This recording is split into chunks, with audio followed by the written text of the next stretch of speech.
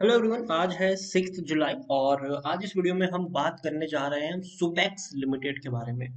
देखिए, Subex limited के share ने पिछले कुछ दिनों में, कुछ महीनों में देखा जाए तो भाई साहब पैसा 2 गुना 3 गुना करके दिया है। ऐसी रफ्तार आई है यहाँ पर कि पकड़ना मुश्किल हो चुका है इस शेयर को। लेकिन लेकिन जब शेयर इतना दौड़ चुका है तो भैया बात करना बनता भी है यहाँ पर। अगर आप मेरे चैनल को रेगुलर फॉलो करते हो तो सुबेक्स के ऊपर मेरी बाइंग की रिकमेंडेशन रही है पहले। 8 जनवरी को जब 26 रुपए का शेयर था, तब मैंने कहा था कि छोटा सा आईटी शेयर है, 3 रुपए से 26 रुपए पर आया है, खरीदारी के मौके अभी भी है।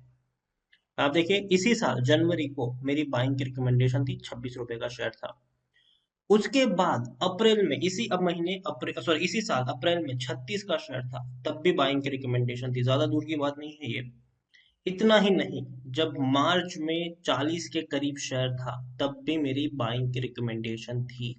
और आज अगर आप देखें तो 2 गुना 3 गुना पैसा यहाँ पर बन चुका है। तो फिर से इसको इवेल्युएट करना जरूरी है यहाँ पर कि अभी भी ट्रेंड इसका पॉजिटिव है कि नहीं। फंडामेंटल्स कैसे हैं देखिए, जब कोई छोटा शेयर होता है ना, तब आप उस पे जोखिम ले सकते हैं, ठीक है। लेकिन वो धीरे धीरे धीरे धीरे धीरे बड़ा हो जाता है, तब आपको फंडामेंटल्स चेक करने रहते हैं कि अब यहाँ पर प्रॉफिट लेना चाहिए कि नहीं चाहिए। तो सारी चीजों के बारे में हम विस्तार से जानेंगे। वीडियो को अगर सॉरी चैनल को अगर आपने अभी तक सब्सक्राइब नहीं किया है तो प्लीज अभी इसे सब्सक्राइब कर लीजिए, क्योंकि आगे भी बहुत सारे वीडियोस हैं जो आपको काफी ज्यादा हेल्प करेंगे।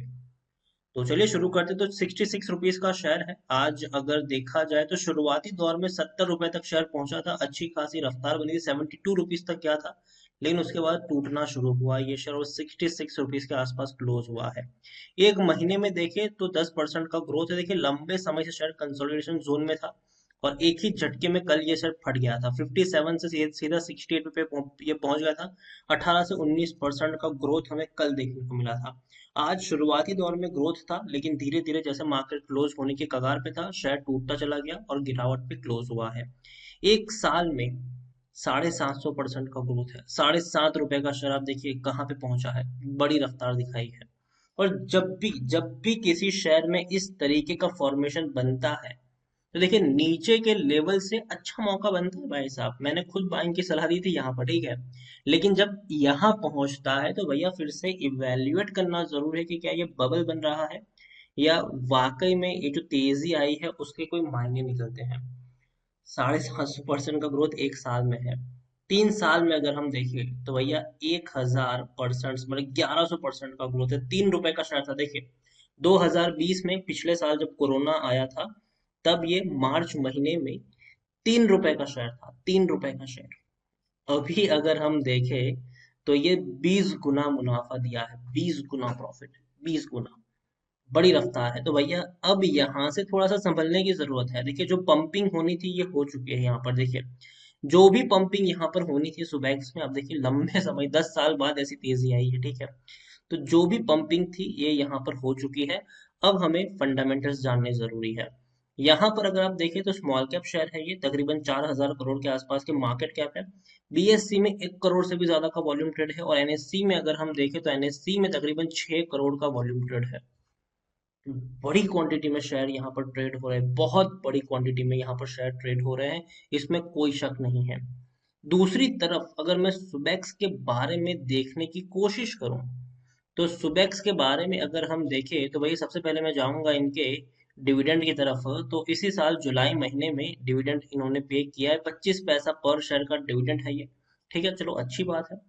टेक्निकल रेटिंग अभी भी शानदार है, तेजी के संकेत अभी भी बने हुए हैं अकॉर्डिंग टू मनी कंट्रोल, ठीक है। और तो और according to Moneycontrol user 83% लोग खरीदने की सलाह दे रहे हैं, 10% लोग बेचने की बात करें और 7% लोग यहाँ पर होल्ड करने की नसीहत यहाँ पर दे रहे हैं।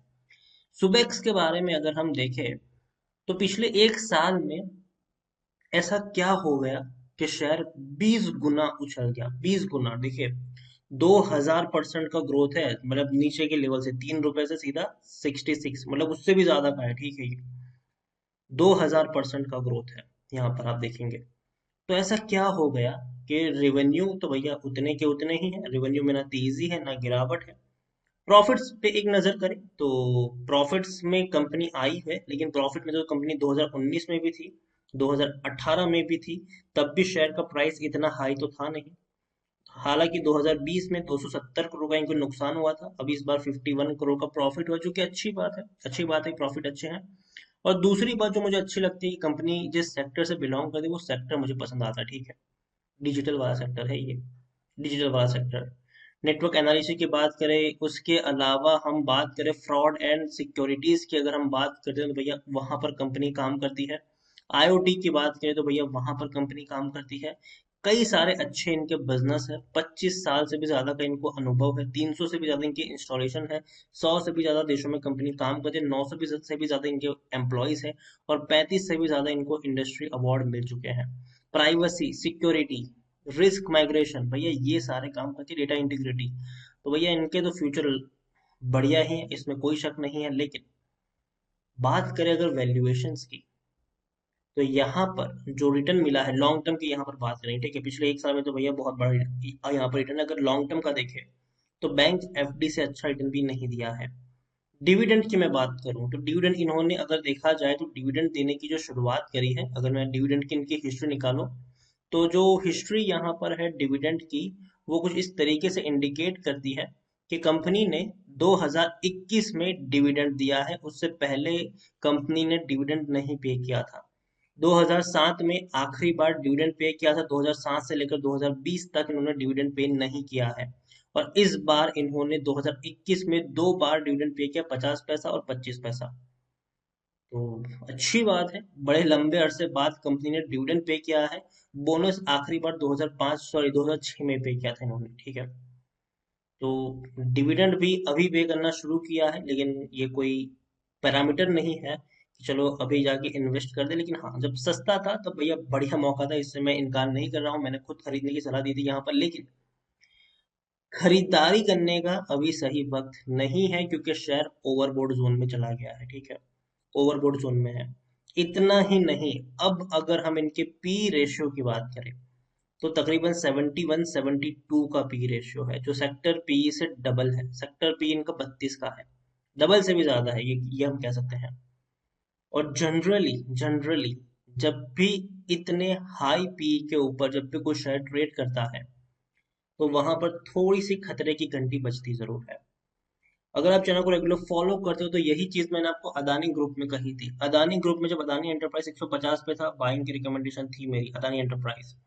इवन शेयर 1200 तक गया, तब तक मेरी बाइंग की रिकमेंडेशन थी। लेकिन जब से वो 1300 1400 तक पहुंचा, तब मैंने कहा था कि अब यहाँ से एग्जिट करना सही रहेगा, क्योंकि शेयर ओवरबोट जोन में है और शेयर का जो पी है वो बहुत ही हाई है। बहुत बड़ा जो रैली देखने को मिल रही है वो आ चुकी है यहाँ पर। तो यहाँ अब खरीदारी करना रिस्की है। सेम चीज मैंने आपको अदानी गैस और अदानी ग्रीन में भी कही थी। दोनों में निचले लेवल पर मेरी बाइंग की रिकमेंडेशन, लेकिन दोनों ही शेयर जब 1200 1300 तक पहुंच गए, तब मेरी सलाह थी कि भैया अब यहाँ से एग्जिट करना सही रहेगा। अब सुबेक्स में भी मेरी वही एडवाइस रहेगी।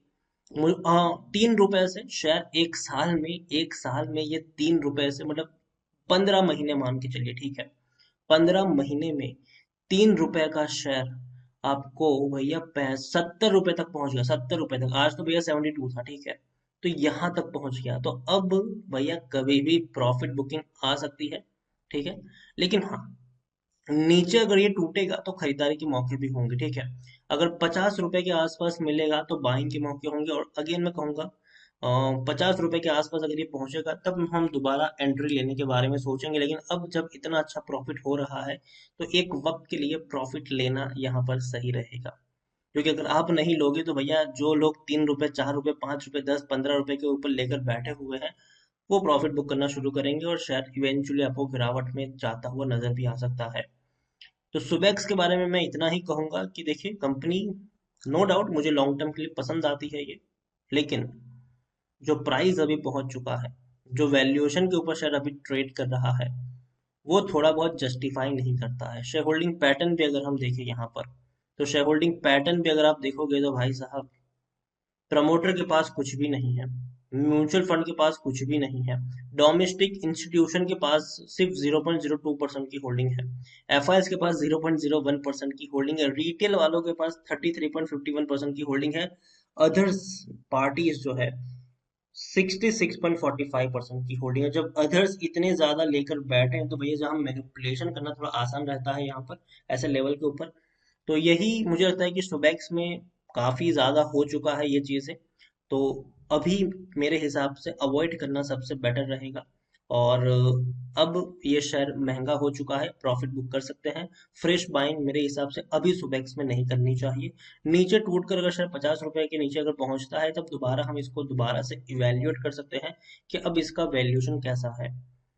तो यही के साथ वीडियो को एंड करूंगा। पसंद आया हो तो लाइक करें, शेयर करें। चैनल पर अगर आप पहली बार आए तो प्लीज सब्सक्राइब करें। और सुबेक्स लिमिटेड के बारे में आप क्या सोचते हैं वो भी आप मुझे कमेंट में लिखकर बता सकते हैं। Thank you.